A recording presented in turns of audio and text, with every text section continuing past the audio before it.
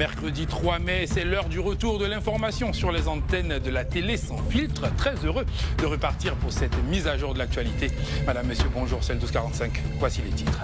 On reste à l'intérieur du pays. Toutefois, il sera question d'autre chose. On tourne nos regards vers Daloa, où la fête du travail a également été célébrée par les populations locales.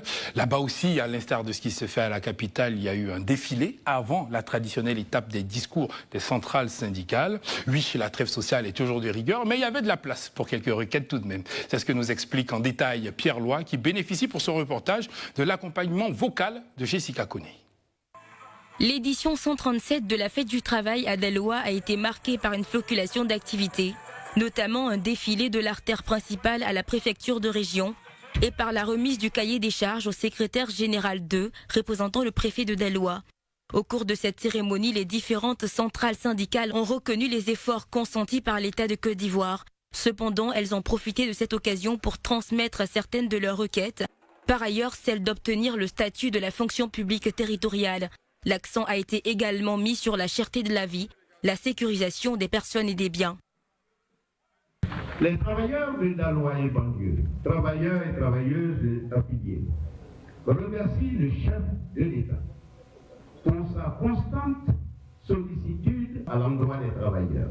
Souhaitent enfin le statut de la fonction publique territoriale, que le statut de la fonction publique territoriale voit le jour, que le gouvernement soit regardant sur l'application effective du SMIC, souhaite que les pensions de retraite en dessous de SMIC, c'est-à-dire 60 000 francs, soient revues à la hausse. À la suite de l'UGTCI, les autres responsables régionaux des centrales syndicales FESACI, Dignité, Humanisme, se sont succédés pour présenter leur cahier de charges. Le directeur régional du travail, Hyacinthe Gakoula, et le secrétaire général 2, représentant le préfet de région, ont passé en revue les bonnes actions du chef de l'État et de son gouvernement, avant de faire un point d'honneur sur la jeunesse, dont la cour est plus éclairée en cette année 2023.